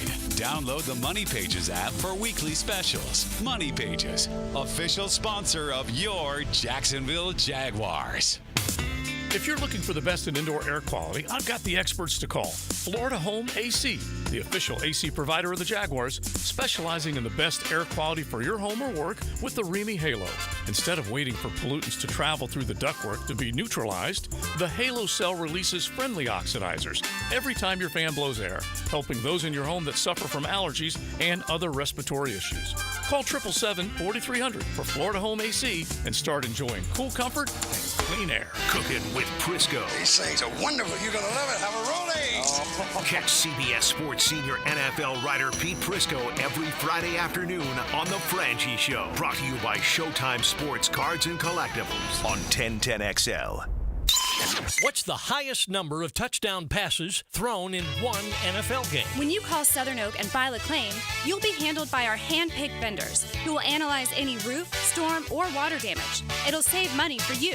Our family protecting yours. Southern Oak Insurance. 4 NFL quarterbacks have thrown 7 touchdown passes in one game. Drew Brees, Nick Foles, Peyton Manning, and Joe Kapp. Southern Oak Insurance. Our family protecting yours. What defines a hero? Dedication, loyalty, courage. Every day at AMCO, we serve heroes. For over 60 years, we've repaired and maintained the most critical public service vehicles. From complex transmissions to simple brake jobs with flexible financing and the extra safety precautions we need. The heroes we serve don't all wear uniforms. They're people like you. At AMCO, we're proud to serve all of you. AA MCO. Money tight? We can finance almost anybody. Find the AMCO transmissions nearest you at AMCOJacksonville.com. Firefighters, paramedics, police officers. They take care of us, and at AMCO, we're proud to take care of them. For over 60 years, we've repaired and maintained the most critical public service vehicles. As an essential business, we work on every kind of car repair with flexible financing and extra safety precautions. Essential, reliable, trusted. That's the men and women who are there for us, and it's our honor to be there for them. AA MCO. Family owned and operated in Jacksonville, Orange Park, St. Augustine, and St. Mary's, Georgia. AMCO Transmissions and Total Car Care. Attention skilled electricians. Are you undervalued at your current company? Time to step up to the bigger projects and better opportunities. Join the team at Miller Electric Company, a trusted name in the industry for over 96 years. At Miller, we tackle the biggest projects in the city, offering not just a job, but an experienced, top-notch pay, unbeatable benefits, and the best working environments in the business. Please join the team that values your skills and rewards your hard work. Elevate your career to new heights. Apply today at millercareers.com, an equal opportunity employer. New and pre-owned firearms are in stock at Beach's Jewelry and Pawn in Jacksonville Beach. Want a new sidearm or rifle? Brands like Kimber, Smith & Wesson, 6 Hour, Beretta. No lines, no hassle. Only at Beach's Jewelry and Pawn in Jacksonville Beach. The flagship station of the Jacksonville Jaguars. WJXL AM Jacksonville Beach. WJXL FM Jacksonville Beach. Veterans, you've served our country. Now it's time to serve your future. Why carry the weight of high-interest debt when you can use your home's equity to wipe it out before January? Hey, it's Prosser here for my friends at Lone Pronto. If you're a veteran, Lone Pronto's VA Equity Advantage program lets you access 100% of your home's equity so you can pay off high-interest credit cards, car loans, and more. Imagine pulling out tens or even hundreds of thousands with no junk fees and no hassle and locking in an APR in the 5. Most veterans using Lone Pronto save over $800 a month. Plus, if you're stuck with a high mortgage rate, ask about our VA Streamline Refi with no income verification and no appraisal required. Lone Pronto is committed to honoring your service. Call now and take control of your financial future before the new year begins. Call 904-999-1508 or go to loanpronto.com. 904-999-1508. Equal housing lender, NMLS 1661781, subject to lender approval. Hello, I'm Malcolm Anthony. I've been practicing criminal defense law for over 40 years. It's what I love to do, it's what I do well. Stay out of trouble, but if you don't, call me, Malcolm Anthony, at 285-4LAW. 285-4LAW for Malcolm Anthony. Here's your Southeast Orthopedic Specialist local sports update, sponsored by Chad and Sandy Real Estate. The running game continues to find success for the Gators in the victory over Kentucky, an effort head coach Billy Napier calls a team effort. Hey, look, it comes down to having a good plan, having a hat for a hat, and then got a ton of people that contribute to the running game, not just the offensive line. The scrambling ability of FSU quarterback Brock Glenn proved to be a positive, and head coach Mike Norvell will have the Noles employ it more when there's an opportunity. It's if the team's not going to account, for the quarterback, we want to make sure that you take advantage of that. Following a 5-touchdown performance against Kentucky, Florida Gator freshman running back Jaden Baugh was named the SEC Freshman of the Week for Week 8. Baugh, who ran for 106 yards in his first career start in place of an injured Montrell Johnson Jr. At your Southeast Orthopedic Specialist local sports update, I'm Sam Nelson. At 10:59, it's 77 degrees. Time at 10 brought to you by Bueller Air and Plumbing. Stay cooler, Bueller. 1010XL is presented by Farah & Farah, exclusive injury law firm of the Jacksonville Jaguars. Protecting you and your family. Call 396-5555. Jacksonville. Check the Tape Tuesday with Jeff Lageman. He's brought to you by Napa Auto Care on 1010XL. All right, we'll get back to more of your questions for Jeff Lageman, Jaguar-related momentarily. First, Tony Smith going to take us around the rest of the NFL. Now, gems around the NFL. Brought to you by Beach's Jewelry and Pawn in Jacks Beach. Indianapolis head coach Shane Steichen said that he is optimistic that running back Jonathan Taylor and defensive tackle DeForest Buckner will be able to return to practice this week for the Colts. Tampa Bay wide receiver Chris Godwin will have an MRI this morning before undergoing surgery to repair a dislocated ankle he suffered in the final moments of Monday Night Football. Detroit wide receiver Jameson Williams will not be appealing a 2-game suspension he has been given for a violation of the NFL's performance-enhancing substances policy. Washington quarterback Jay Jayden Daniels week to week with a rib injury that he suffered on Sunday. San Francisco wide receiver Brandon Ayuk will miss the rest of the 2024 season after tests revealed a torn ACL and MCL for him. Seattle wide receiver DK Metcalf week to week with a grade 1 MCL sprain. Vegas Raiders quarterback Aiden O'Connell will miss at least the next 4 weeks on injured reserve with a broken thumb. The Raiders have signed quarterback Desmond Ridder off of the Arizona practice squad. Cincinnati offensive tackle Orlando Brown will undergo further testing to determine the severity of a knee sprain that he suffered on Sunday. Kansas City wide receiver Juju Smith-Schuster has already been ruled out for this week with a hamstring injury. New Orleans is signing wide receiver Marquez Valdez-Scantling, and Miami quarterback Tua Tagovailoa will return to practice this week with the hope that he'll be able to play for the Miami Dolphins this weekend as he continues to work back from a concussion. All right, thank you, Tony. A couple of things here on the Trevor Lawrence front. One of them we were talking about Geno Smith, took him a while to develop. Now, granted, Geno was a second-round pick, and somebody replied, well, nobody thinks Geno is a Super Bowl quarterback. I will say that not many people thought that Matthew Stafford was a Super Bowl quarterback until he became a Super Bowl quarterback. He put up big numbers, but lost a hell of a lot of football games in the process. And then he became a Super Bowl quarterback because he got the right coach combination with the right players and right roster. It took off, right? And it's a tough time right now for anybody except a handful of people to be a Super Bowl quarterback. Like, there are a list of guys that we feel like, well, that's a Super Bowl quarterback, and then everyone else just kind of went also ran. Is right? Lamar Jackson a Super Bowl quarterback? He's 2-5 in the playoffs. I don't know. He's a great regular season quarterback. Yeah. Hasn't shown to be a Super Bowl quarterback yet. Doesn't mean he can't be. Nah, I'm right there with you. And again, I'm not saying like Lamar, a man on a mission. There's no question about it. Okay, but he was the MVP last year. I would say that's two-time MVP, right? But that seems like you're a man on a mission. You finally got Kansas City to come to your place and didn't do anything. Yeah. So I mean, it's a tough standard. He may get it this year. Yeah, he may, or he may not. May not. He may flame out in the first round. You never know. He might. When the Jags upset them. Anyway, that's that on that front. Yep. Let's see here. I just had it a second ago. Secondary logs. They obviously shifted some things around. Tyson Campbell returned. Ronald Darby started. Monteric Brown played a little bit, it seemed like. Darnell Savage starting at safety and Jarian Jones at nickel. What did you think of the shifting? Antonio Johnson going to the bench, and how effective was it? Well, Antonio Johnson definitely got his role reduced significantly, basically relegated to the dime component when they went to 6 defensive backs. Monteric Brown played quite a bit. He was rotating in for both Tyson Campbell and Darby throughout the ball game. So I don't know what the snap count was, but I would say that he probably got maybe half of what those two guys got. And I've got a feeling that may end up going up a little bit more in the future, and I think Darby's may go down a little bit just because Monteric continues to play pretty well. Tyson Campbell, I think they had the whole idea of limiting how many total plays he was going to play in his first game back, and that's why they rotated in Monteric Brown, and I thought he did a good job while he was in there. Savage did a good job at safety, didn't have any errors, and that's been one of the biggest problems with the defense prior to this past game was the number of mental errors in the back end, especially with Antonio Johnson. And so with Savage moving to that position, I think that helped that area quite a bit. But I think it also takes Savage out of what he does best, which is nickel coverage. I don't think he's a very physical nickel, like we saw with the Chicago Bears nickel in the first game in London at Tottenham. I can't remember the guy's name, but number 6. Guy played a monster game.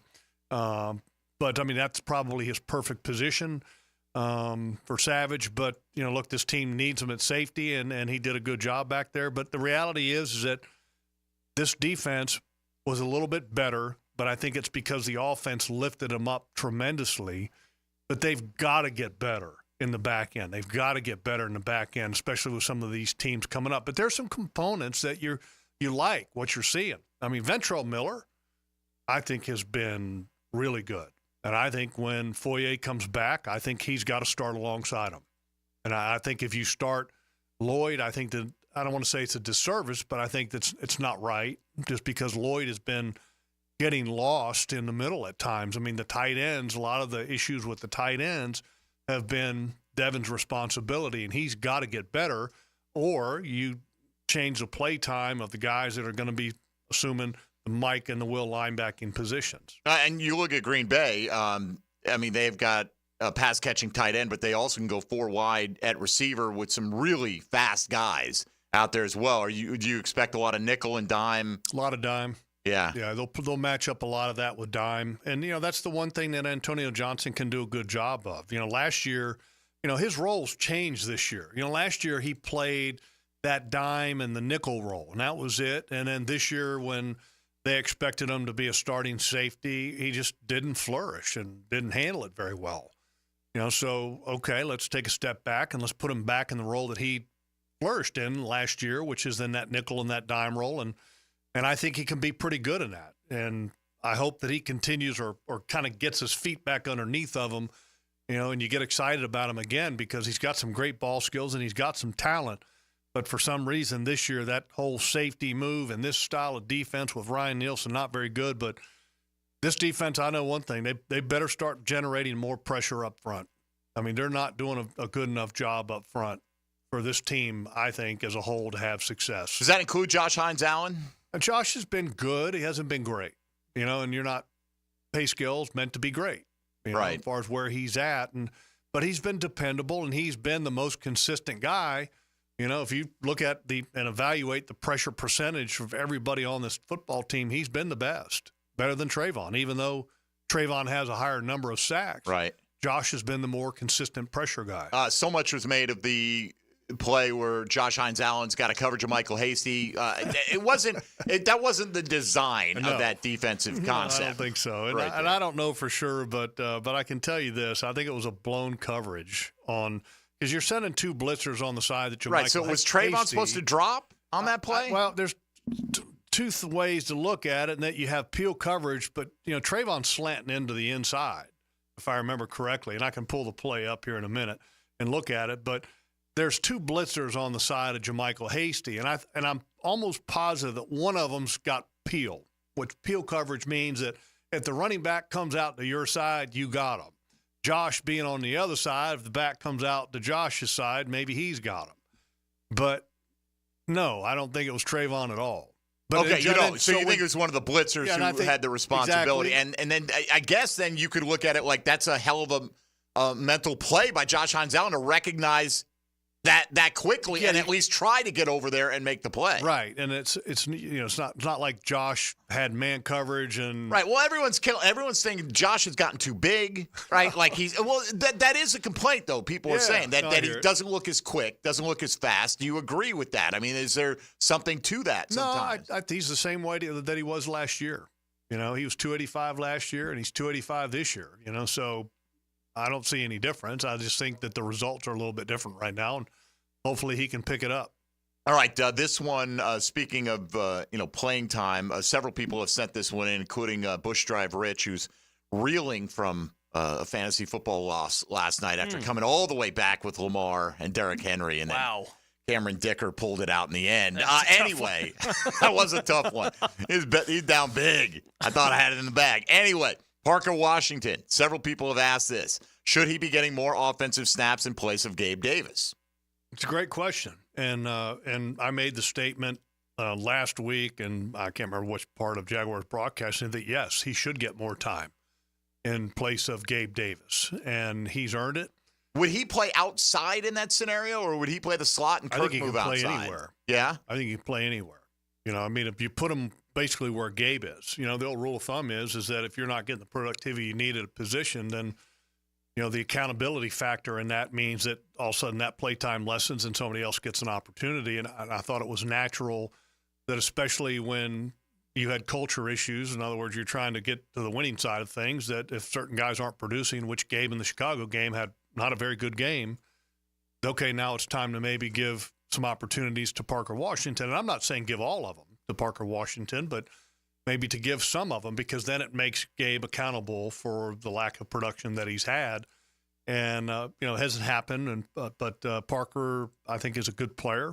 But, on that punt return, which, by the way, is the longest in Jaguars history, Mm-hmm. I'm sure many people know that, but also the first international special team score. That's the play that I'm going to be doing for Film Room this week on a lot of the Jaguars broadcasting channels, just because it's a great play to draw up. I mean, you talk about getting great blocks. Parker Washington was never even touched on his way of going 94 yards. Never even touched, or 96 yards. Never even touched. And what was so impressive is the blocking that they got done on that play. I mean, across the board.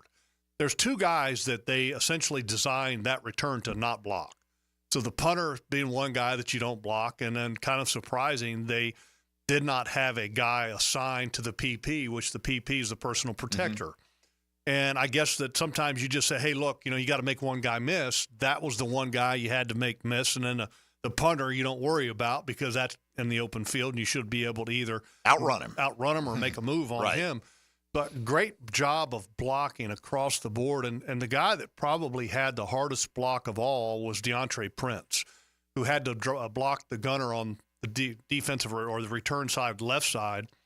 And he got what was a little bit of help from Antonio Johnson initially, but then he had to block that all by himself.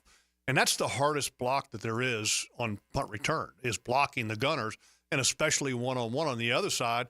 Jarian Jones did a good job, but the gunner kind of took himself out of the play. And then he also had Daniel Thomas as kind of that double guy there on that side. But, I mean, across the board, from Yasir Abdullah to Muma to Devin Lloyd to Tim Jones, I mean, great blocking across the board.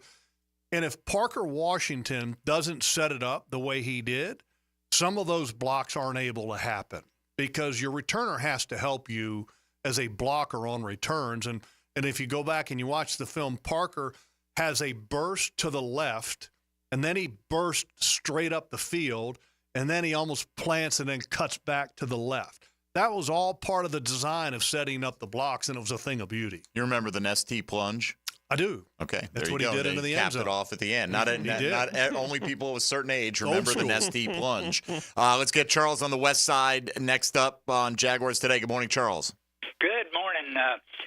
Say, Jeff, do you think that Devin Lloyd might be a little bit more effectively used standing up on the end and spelling, Josh and Trayvon as needed, or, just being used as more of a rush end? I mean, it's a great question. I think at this point, no. I mean, because you're far enough along. He's been training at linebacker, and to be honest with you need him to play linebacker. He's got to get better. You get an injury, even when you get Foye back, he's probably going to be expected to still continue to be a starter. For me personally, I would make that change to Ventrell a little bit. Continue to rep Devin Lloyd in there, but I would let Ventrell get the snaps. He is attacking at a level that I don't know. It's not very often you see a linebacker that can literally play the game like he does attacking. I mean, when he sees a play, he's like shot out of a cannon. He's beating linemen to the spot, and he's jacking them up when he gets there, and he's physical when he comes to the ball carriers. I mean, what's not to like with that? There's still some things that he's got to do to get better with awareness and coverage and things of that nature. But at least the basics and the fundamentals and the nasty and the physicalness, man, I mean, are you kidding me? I mean, love it. Love it. I mean, it's just impressive. All right, Charles, appreciate the call. Thanks for the question. And for the rest of you, hop on board at 641-1010. We'll get back to more of your questions in just a moment with Jeff Lageman on a Check the Tape Tuesday. This is Jaguars Today on 1010XL and 92.5 FM. Hey, folks, Mike Dempsey here for Lickety Split. Here in North Florida, you know it. The temperatures go high. The AC goes out. You're in big trouble. You need help now, like right now, like Lickety Split. Call Lickety Split and get same-day emergency service for your air conditioning. You've probably seen their trucks all over town. They've got dozens of certified technicians ready to repair not only your AC, but your home's plumbing and electrical, too. Same-day emergency service that is so important for quality and care. Call the Hair, 4.8 average on Google reviews, online at licketysplitfl.com. Jaguars Today for the Renewal by Anderson Custom Windows and Doors Studios. It's all about picking winners. Yes, it is. Make the best picks and win a pizza party from Salvatore's Pizza at Tapestry Park. Who wants pepperoni? The 10-10 Weekly Pick'em Contest is brought to you by MyBookie. You pick 'em at 1010XL.com. If you suffer from constant burning, tingling, or numbness in your hands or feet, it could be a serious condition called neuropathy. I'm Dr. Nathan Riddle, DC with Riddle Wellness in Ponte Vedra. Neuropathy is treatable, and we have seen great results by using state-of-the-art, non-invasive therapies to target damaged nerves, reduce symptoms, and improve nerve function. Call 904-395-5598 to schedule your free consultation today and learn how you can live pain-free. Call 904-395-5598. Hey, Jacksonville Koozies, it's me, Soccer Sam, for Salvatore's Pizza. Rochester, New York's favorite pizza is now open in Jacksonville, Florida, Tapestry Park at the Loft Hotel Plaza. Daily $10 deals, dine in with beer and wine, and delivery at salvatores.com. The famous Formoso family brings Salvatore's Pizza, Rochester's favorite pizza, including our 32-piece sheet pizza for your next event. Go with me, baby. Salvatores.com. Now, the Performance Painting High Performance Play of the Game. Performance Painting. Prepare, protect, preserve. With Jacksonville having a chance to break the game open, Parker Washington took advantage of the opportunity for the teal and black when it mattered most. Washington would take a punt coast to coast for a 96-yard touchdown, making the score 22-10 with 1:34 left in the first half. The Parker Washington return score is your Performance Painting Play of the Game. Does the building you go to work in every day need a little love and attention? Jason Parker here with Performance Painting. Great companies take great care of the buildings their staff and customers walk into every day. If the building you're in doesn't match the vision you have for your company, we can help. Go to performance-painting.com. Our highly trained team makes the difference. Quality coatings applied with pride. Performance Painting. This is Corona Premier. Just 90 calories and 2.6 grams of carbs. It's a light beer that... Wait, this is a light beer? But we should really tell people about... Right, that's why I'm here. Sorry. Corona Premier, unexpectedly, light beer. This is 1010XL's Dylan Denmark. They call me Pockets on the radio, but for my floral needs, I only call Kuhn Flowers. Never take chances when you send a floral arrangement. Always use the best in the business, Kuhn Flowers. Kuhn Flowers. Every weekend is a Stone Cold Sports Weekend. Hey, Dan Hicken here. Watch for The Weekend with Dan on YouTube and Facebook, and I'll help you put together your sports weekend. Weekend with Dan brought to you by Stone Core. We do the outdoors better. Hello, this is Father Nicholas Lowe. I want to talk to you about picking the right battles to fight in this life. Every day, we have opportunities to get upset and angry. But I want you to realize that sometimes you have to ignore in this life so that you can soar into the kingdom of heaven. My encouragement, friends, to you is to pick the right battles to fight. Fight only battles that help you draw closer to God, because you have to ignore so that you can soar. For more inspiration, log on to stjohnthedivine.com. Brian and Angela Wall here with Window World. Hurricanes happen in Florida. That's not news. But what happens even more often than hurricanes are home break-ins. And if security is important to you, you might want to look into hurricane-rated impact windows. What you may not know is that hurricane-rated impact windows not only help protect your home in case of a hurricane, but they also offer another level of security for your home. Have you seen those videos on YouTube that show people trying to break through an impact window? A thief is way too lazy to spend his energy trying to break through one of our impact windows. That's why he doesn't have a real job like you. He'd rather break your non-impact window while you're at work. Window World has high-quality, very affordable hurricane-rated impact windows to help protect your home from hurricanes and from lazy thieves. Call us today at 904-443-7001. Get a free estimate and see for yourself. You save energy, get more security, and the windows add value to your home. With all Window World windows, you get the best guarantee in the window replacement business. Window World, simply the best for less.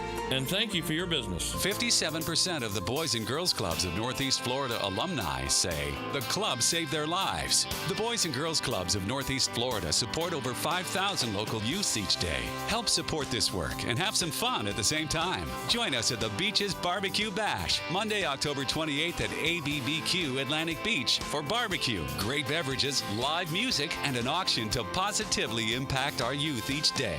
Learn more at bgcnf.org/events. The Jaguars are back at Everbank Stadium to go head-to-head with the Green Bay Packers for our crucial catch game. Join us October 27th as we fight cancer through early detection, risk reduction, and awareness all game long. Lock in your tickets now by visiting jaguars.com/tickets or call 904-633-2000. We'll see you there. 1010XL is presented by Farah & Farah, exclusive injury law firm of the Jacksonville Jaguars. Protecting you and your family. Call 396-5555. Jacksonville. Jeff Lageman Tuesday is brought to you by Napa Auto Care on 1010XL. All right, still plenty of time for you to get in with Jeff Lageman on a Check the Tape Tuesday. We'll give a little look ahead to the Green Bay Packers rolling into town this weekend in the final segment coming up. But right now, 641-1010 unlocks the door to get you on board here on Jaguars Today. I'll save that one for the last segment, Logs. Never you mind. All right, we'll get to that. It's fine. Right. It's just a general question about the Jags. Nothing crazy. Let's get Mike on the west side next up here on a Check the Tape Tuesday. Good morning, Mike. Morning, guys. How are y'all doing? Wonderful. Good. What's up? I had a couple questions. First of all, when it comes to Ryan Nielsen's defense and everything like that, it looks like he's going to have to show Green Bay something that they haven't seen. So with Devin Lloyd having a little bit of issue in covering the receivers and stuff, why not put his hand on the ground, make him an outside rusher, move either Trayvon. Mike, are you listening to the program at all? We just literally, the last caller asked this exact question. No. All right, well, there you go. Thanks, Mike. I mean, we just went through Logs. Go ahead. Why aren't they rushing Devin Lloyd more? You can't make a switch at this point, and you're going to need him at linebacker. He's just got to get better at the position that he's at. Okay, thank you, Mike. Appreciate it. Let's go to Papa G up next here on Jaguars Today. Good morning, Papa G. Good morning, gentlemen. How we doing? Good. We're doing well. Logs, welcome back, man. This is a long flight, man. I know you're a busy man, but welcome back. Thank you. Hey, listen, man, it was so great. I watched the broadcast on TV, but I listened to Frangie on the radio for the play-by-play, man, and to hear him say, Trevor's back, he's looking.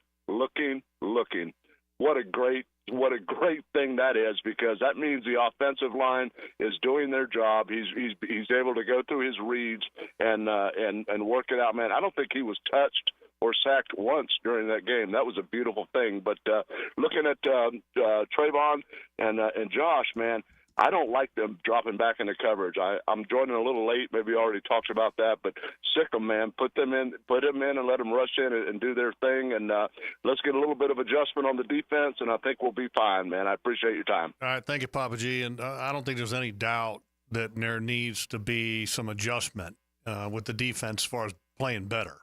That's a weakness right now with this football team, and the way it's looking right now, if this offense can't kind of carry this football team, they're going to have a hard time winning, to be perfectly honest with you. Is it a scheme thing in your perspective, or is it just the guys aren't doing the job right now for him defensively? I mean, Papa G brought up the play about Josh dropping, and look, I mean, he's your best pass rusher. Enough of that, yeah. I'm okay with, drop a defensive tackle. Well, why would they ever? And we brought this up. We brought this up a few times. Why do they ever have Josh Hines Allen and Trayvon Walker off the field at the same time? And that's, I think, that's a valid question. I get the whole thing that they want to rotate guys, and you do. You want to make sure that guys can stay fresh. But when it gets to be a 2-minute drill, it's time for those two guys to be on the field. It's not time for them to rotate. Especially because they played a high percentage of snaps last year. And they can handle it. Very effective doing it. They can handle it. Foye Oluokun never came off the field in the past. No, and nor should he. And yet he does. That's linebacker. I mean, I understand, but I mean that's I get the feeling curious, that I think, Foye for was a lot not of real people. warm and fuzzy to that whole idea.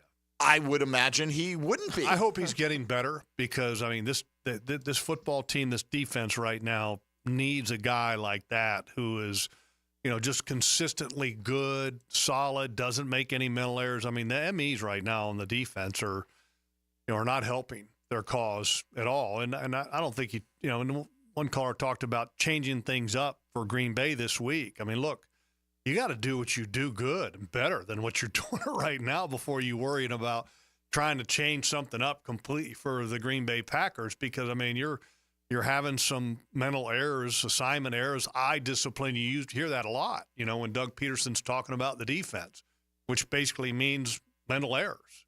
And you can't have mental errors against teams that are pretty good offensively, and Green Bay's pretty freaking good. Oh, yeah, they've got weapons. There's no question about it. Jeff, on the south side, you're next here on Jaguars Today. Go ahead, Jeff. Yeah, I got a question. I'm not sure if Gibson is able to come back this Sunday. He's not, yeah. What's the chance if Cisco continues to play like he is, or Antonio Johnson, that he takes over one of those spots? Well, first of all, to Sean Gibson, that's up to the commissioner. I mean, that's a commissioner decision. And if it doesn't happen typically by today, it's not going to happen for the week. So don't hold your breath on that. That's a weird it's a 6-game suspension, right? Well, it's a 6-game suspension, but it's on the commissioner's list, which means he has to be able to release the player from that list. Why? What would be a reason he wouldn't? Don't know. I mean, I don't know if I've ever heard of that. Well, I think there's certain things that nobody knows that's involved in the process of the decision making on that list. All right, Jeff, good question because I was just about to get to that one on the text line. What's the holdup on Gibson coming off suspension? So when he comes back, the safety play hadn't been great. Cisco had a good game against Chicago. This past game was solid for him. Has he been playing great overall? No. Could Tashawn Gibson have a role if he were to be able to come back? Absolutely. I think that role could be that he takes over as one of the starting safeties, and then you have the ability to put Savage back at nickel more.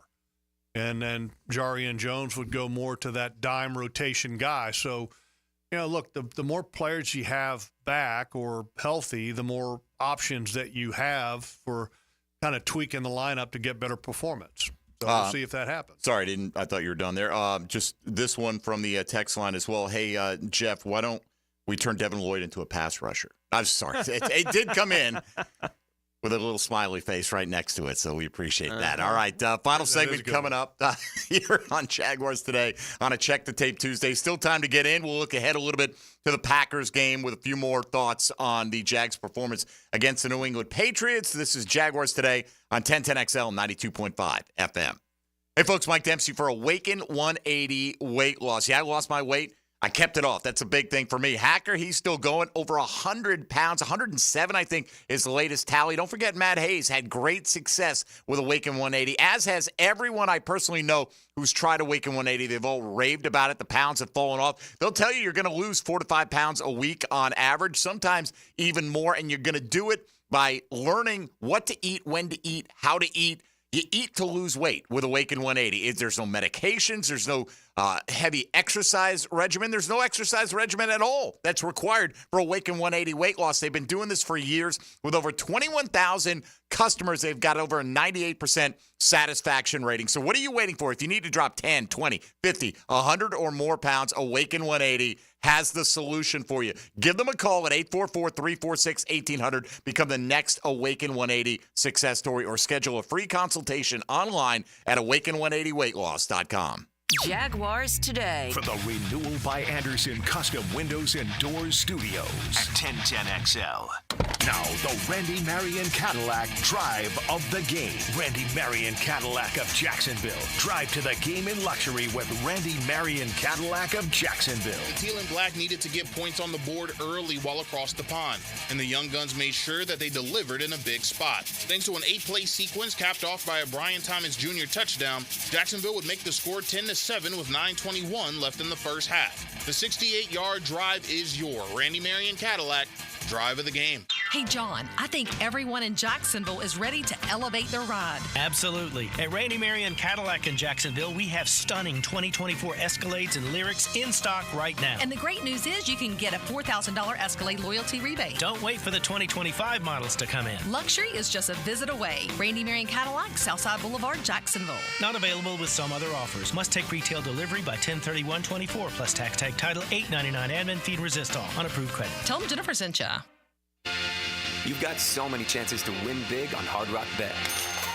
Even a small bet can bring in that serious cash. All you need is $1 and a dream. Unbelievable. They've hit the parlay. Let's go! Big payouts for every kind of player.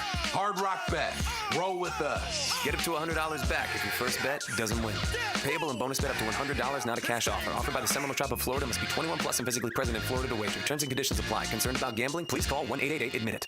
Are you a member of the Ran Out of Room Club? Maybe it's a boat, RV, or cars. Maybe it's office space. A luxury storage unit at the Shed is your solution. Opening soon in Atlanta Beach. AC and plumbing available and spots filling fast. Don't join the Ran Out of Time Club. Go to theshedjacks.com. Bold City AC, heating that rules. Is your AC ready for the holidays? Bold City Heating and Air ensures your AC stays in tip-top shape. We know that a clean AC is a healthy AC. Upgrade yours for just $96 a month and enjoy free duct cleanings with your new system. Plus, ask about our 0% financing options. Bold City AC, we got the crew. Bold City AC. Visit boldcityac.com. Chelsea here. Florida homeowners, are your windows working as hard as they should? With Renewal by Anderson, our energy-efficient custom windows and doors help keep the cool air in during those scorching months. That means lower energy bills and a more comfortable home year-round. For the month of October, Renewal by Anderson has a limited time offer. Buy 4 windows and our patio doors and get the 5th one free. Some restrictions apply. Visit bestwindowsflorida.com for all the details. That's bestwindowsflorida.com. License number CGC 1527613. You don't have to be a football star to get a signing bonus. The team at Republic Services needs your skills, and they're paying up to $5,000 for you to join the roster. You'll be joining a winner. As an essential business, the Republic Services trucks have not stopped rolling with hourly and weekly pay and better benefits and vacation packages than the rest of the league. Driver trainees, $1,000 sign-on bonus. CDL drivers, $3,000. Diesel mechanics, $5,000 bonus. Join the winning team at Republic Services today. Visit republicservices.com. Equal opportunity employer. Make your dream of living in luxury a reality in Lennar's newest 55 and up active adult community, Edenbrook at Highland Trail. Located in the heart of Green Cove Springs, Edenbrook offers world-class amenities with a dedicated activities director and homes starting in the high 300s. With rates as low as 3.99% and up to $50,000 in flex cash on our new Edenbrook homes, the time to buy is now. Call 904-643-3750 to find out more. Your life of luxury awaits in Edenbrook at Highland Trail by Lennar. It's all about the beautiful game. The Sporting Jack Soccer Hour. From national teams to youth soccer on the First Coast. Join Cole Pepper, Mauricio Ruiz, and Becky Burley for Soccer Talk. Tuesday at 6 p.m. on 1010 a.m. Hey, gang, Prosser here to save you some cash. Maximize your home sale now with the market experts who deliver more money in less time, and those experts are Chad and Sandy Newman. Maybe you're worried about costly repairs or upgrades needed to sell your home. You don't have to worry. The worries are relieved with Chad and Sandy, the local real estate experts we are trusting and recommending with the sale of your home. Chad and Sandy guarantee your home sold at an agreed-upon price and deadline, or they will buy it. Mortgage rates are down. It's time to create your market. Marvin in Cobblestone writes, my siblings and I moved our parents to Maryland so they can get some extra help as they get older. Next, we had to sell the home to get them some financial help for their extra care. We hired Chad and Sandy, and they delivered big. Chad and Sandy's team got our home sold in 7 days above asking price. You can too. Call Chad and Sandy today, 904-414-6200, or go to chadandsandy.com. That's Chad, ANDSANDY.com. In its final year, we encourage you to help create great futures for young people when you run or walk at Mackenzie's Run, Saturday, November 23rd. Join Boys and Girls Club of Northeast Florida for a 5K and 1 mile fun run through the beautiful stadium course at TPC Sawgrass. Enjoy food, live music, face painting, family fun, and more at our Runners Village. Register at McKenzie'sRun.com McKenzie'sRun.org. Mackenzie's 5K and Fun Run, November 23rd. McKenzie'sRun.org. Hey, David, tell us a little bit about Royal Pest Services. Well, Chris, I was raised in a middle-class family, and bugs have legs. And these bugs... Whoa. David, just tell us about Royal Pest Services. Just go to RoyalPestServices.com. This is Dr. Kevin Kaplan, head team physician for your Jacksonville Jaguars. Here's the latest update on the Jags, brought to you by Baptist Health and JOI. Jaguars left tackle Cam Robinson is currently in the concussion protocol after leaving Sunday's game in London in the second quarter. Robinson's injury opened the door for Walker Little at left tackle. Jaguars head coach Doug Peterson on Little's performance against the Patriots. I thought he did a good job. You know, Walker's a pro. That's what I like about him. He comes to work every day. He prepares like a starter. We'll see how Cam does, but if we had to, go into this game with him at left tackle, we're obviously more than comfortable doing that and got a lot of confidence in him. Doug Peterson on Walker Little at left tackle. I'm Andrew Gibson with your Jacksonville Orthopedic Institute Jaguars update. 1010XL is presented by Farah & Farah, exclusive injury law firm of the Jacksonville Jaguars. Protecting you and your family. Call 396-5555. Jacksonville. Now the cool down with Donovan Air, Electric and Plumbing. Keeping Jack's cool since '87. All right, got a couple questions for Logs here on social media we'll get to in a moment. I think they're semi-related, so we will do that. Professor Floyd visiting us in studio, Tony. If you are a Jaguar fan out there on social media, you know him well, and he was one of the recipients of the coveted Victory Monday shirts yesterday. Very nice. I was told by Molly at the front desk, we had a drop-in yesterday. Just somebody came by, hey, let me get one of those shirts. No. You got to earn it. You got to earn it, right? Yeah. And we'll be giving away as many as we can. Hopefully we'll have plenty of occasions. What do you got to do to get the shirt? Do that. It depends. It varies. Like what we've done the first two wins, because we've only had two, is on Monday. We give them away to our callers, but we just don't want to go like caller one, whatever. Yeah. So, when we come up with a list of points, maybe a little bit more obscure than the obvious, and when somebody brings up this point, like yesterday, if somebody said something positive about Press Taylor, they're going to get a shirt. Because nobody ever says anything positive about Press Taylor. Did you announce that, or did you just in your mind? Well, no, we say it in our mind, and then they complimented the play calling. So we're like, that's close enough. Yeah, close those enough. kind of things. Like Walker Little, the first person who brings up him specifically for the effort in the game. Like those kind of things for the two wins. So do I get a shirt? I talked about that. You get a shirt if you want one. What size? I mentioned that earlier. I know. What size are you? 2X or an XL? I'm an XL now. XL? I don't know if I got one in my locker. Small. That's an XL, but we can dig in there. Don't run out after the show. I'll dig you one up. All right? Appreciate that. All right. Well, you've only been, as we were talking about with Professor Floyd here, you've only been part of this program since the inaugural week that we've been on the air. Like season 11, I think, something like that. All right, Dylan, if you'd fire it up. 10-10 Take. Now, Mike Dempsey's 10-10 Take.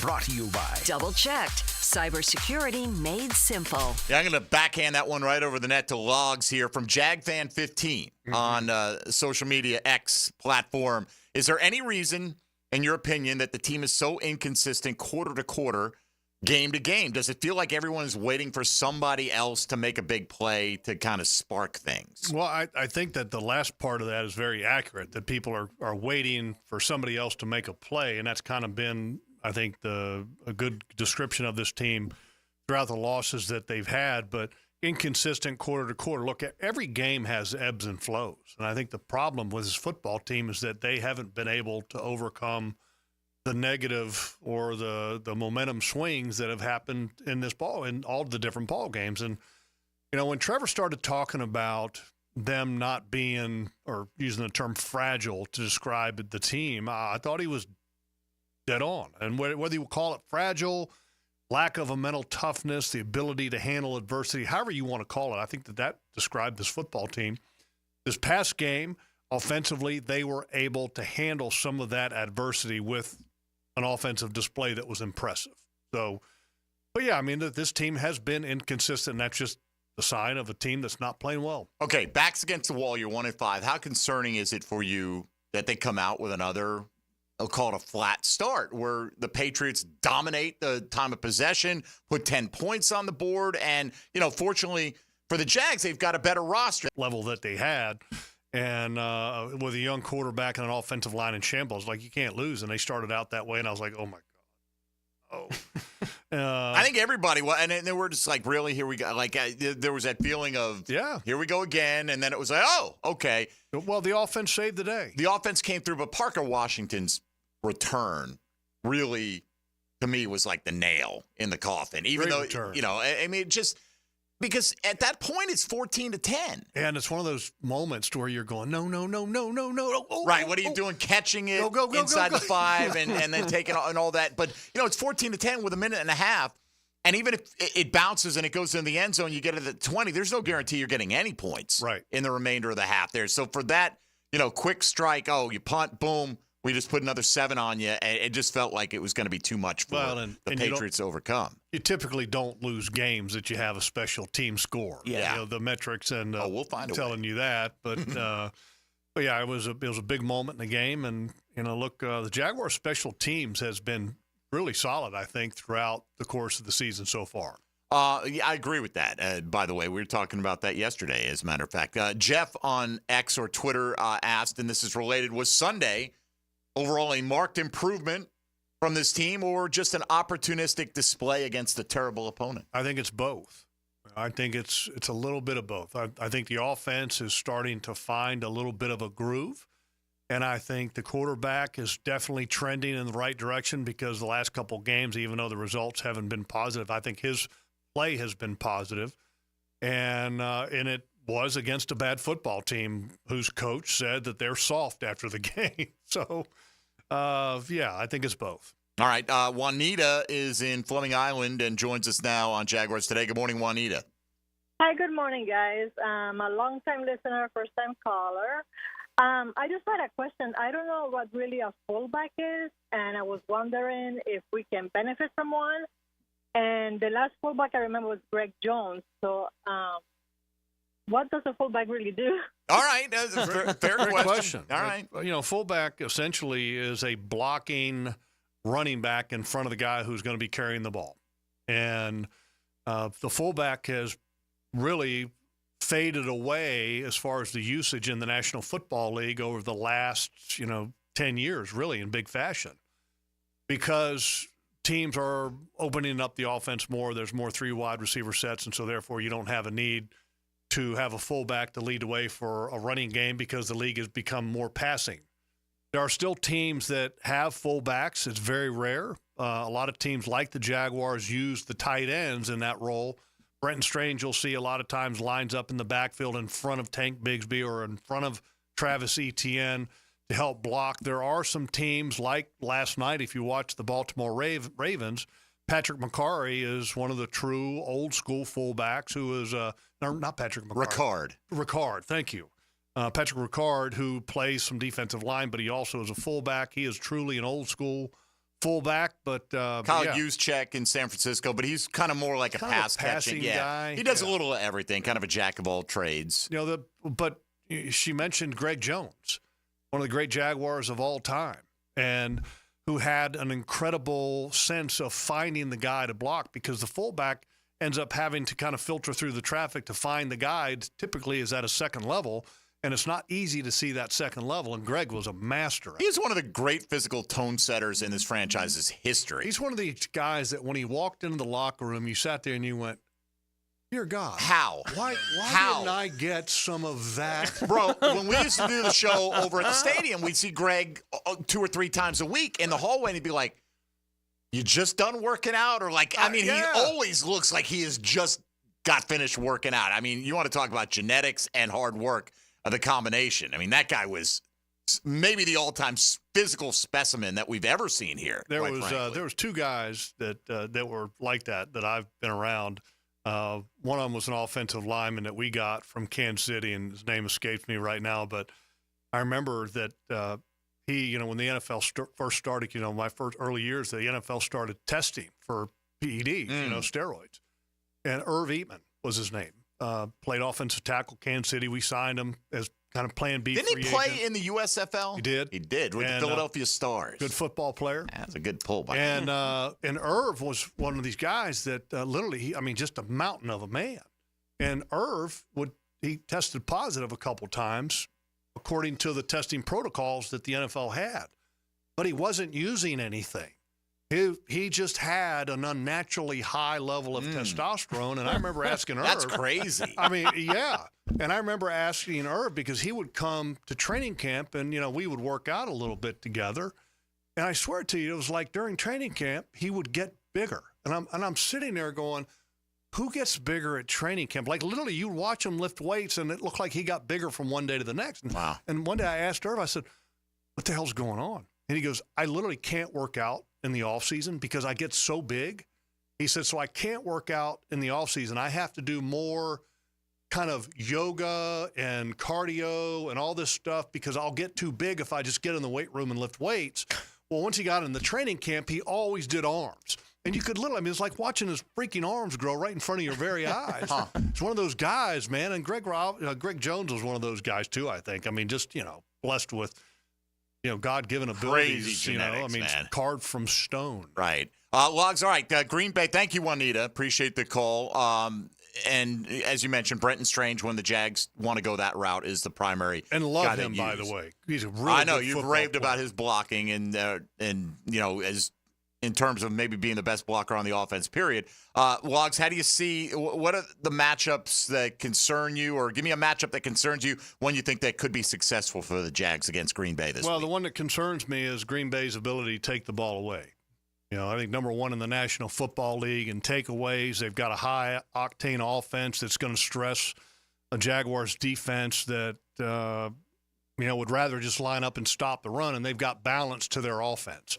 A running back that arguably might be one of the best in the league right now, an offensive line that arguably might be the best in the league right now. So this is a challenging game. And you got, if you're going to be, as you mentioned, playing a lot of dime, right? You got that offensive line. You got a really talented running back. He's going to be running against light boxes. So light boxes and more pass personnel. By the way, what they hold C.J. Stroud to this week? Like 85 yards passing? Oh, my God. Something like that? It's career low. In fact, I wrote it down. I'll tell you what it is. The Packers defense held Stroud to 10 of 21 for 86 yards passing, a career low passer rating of a 58.8. And in that game, 197 total yards allowed. By the way, 55 passing net. Speaking of passer rating, just because I noticed this last night, Lamar Jackson is like 15 of 22 or whatever. It was ridiculous. The great efficiency, but 5 touchdowns, 260 yards on that amount of attempts, no turnovers, and he had a 158.1. Where'd the other 0.2 go? What more can you do to earn the 158.3, which is the highest percentage? I guess it must be 15 out of 22 is pretty good completion percentage. He's one of those. He's one of those guys when you watch him. The thing that comes to mind, and I was never a video game player, but the whole Madden thing, you'd make these super players on Madden. He reminds me of one of those guys that just toys with people. He's freaky, man. Totally freaky because they're afraid of getting embarrassed. We could have had him. Yeah. Oh. No, but Taven Bryan's going to round into. Wait, you're saying he doesn't play here anymore? Well, still. I think he recovered a fumble on Sunday. He'll round into form sooner or later. All right, let's welcome in Helmets and Heels. Now, the 2-minute drill, brought to you by Injury Care Centers, the exclusive provider of BioTarget regenerative therapy for pain. Visit GoBioTarget.com for a location near you. All right, Taylor Dahl. Hello. Hello, how are you? I'm great. It's double Packers hate week for me. Yeah. It is. It's extra. And it's definitely a good week. But they're a dangerous team. We know. I know. They've got a lot. It's interesting, though, that they've got a couple losses, and they didn't come when Jordan Love was out. Yeah. You know what I mean? Like Malik Willis, they show the ability to improvise a game plan kind of on the fly for a couple weeks and worked out just fine. Yeah, it did. And the Jordan Love, he also is, I think, like second most interceptions in the league this year, which is interesting because last year he's missed 2 games. Who's number 1, Mahomes? Yeah, Mahomes and Aaron Rodgers. Mahomes and Aaron Rodgers lead the league, and then Jordan Love is tied at that second. his spot. But it is funny because he had that stretch last year where he didn't throw a pick for like 7 or 8 games or something. And then all of a sudden this year, you're seeing if you can pressure Jordan Love, you can force him to make some of those mistakes. So I think that's part of what you have to focus on this week. But yeah, the Packers are good. Their defensive front's good. Their secondary's good. Their offensive line's good. They have weapons all over the place. They've figured out how to run the ball a little bit better the last few weeks. So not going to be an easy one. Jordan Love has the third most interceptions in the league, by the way. Yeah, okay. I don't know who has the first. Mahomes. Yeah, I think it's most. Yeah, they're tied first. I think it's Mahomes and Minshew both have 8. Ah, Gardner. Yeah. Part-time league leader right there. Part-time player, league leader. That's production. Franchise quarterback. You can't get anywhere else. Franchise quarterback. Better than Trevor, clearly. Yeah. I mean, what's coming up today on Helmets and Heels? Yeah, we'll get into that. We'll get into the Jags-Packers game this weekend, give some of our keys to how we think the Jags could beat the Packers. We'll also, we have a fun kind of little snake draft, I guess you could call it, but of college football, 3 different categories. We're going to talk about our teams that have surprised us the most, disappointed us the most, and then our Heisman trophies, but like in a draft order. So we can't choose, obviously, someone else or another team. So get into some of that. It'll be a fun one. You're speaking our language. I know. The loser should buy breakfast as well. That's not copyrighted. So enjoy. Thank you very much, Taylor. Thank you. All right, Helmets and Heels for the next couple of hours. Logs, where are we going to catch you the rest of the week? We have Jaguars Happy Hour, the Doug Peterson Show Thursday. Jaguars All Access on Thursday night at Strings, which, by the way, they've got the best Alabama white wings on the planet. And what's an Alabama white wing? It's a sauce. They call it like an Alabama white sauce. It's like a barbecue sauce. It's kind of mayonnaise based. It's so good. And then the video segments that I'll be doing on all Jaguars, I think YouTube stuff, I'll be doing the punt return. And then going to be looking at in the other film segment, a little Ventrell Miller, a little blocking with Tank Bigsby, and Brian Thomas. And Brian Thomas on the explosive plays, the whole quarters thing. We're going to talk about that. Can't talk enough about BTJ, Bigsby, and Ventrell Miller. We have decided around these parts. At least that's where a lot of the fan interest has been the last few weeks, and understandably so. All right, Logs, glad to have you back safely stateside. Talk to you Sunday. Coming up for Tony Smith and Dylan Denmark, I'm Mike Dempsey. We appreciate you listening to this Check the Tape Tuesday. Johnny O will be in with us for the second hour tomorrow here on Jaguars Today. Keep it right here on 1010X.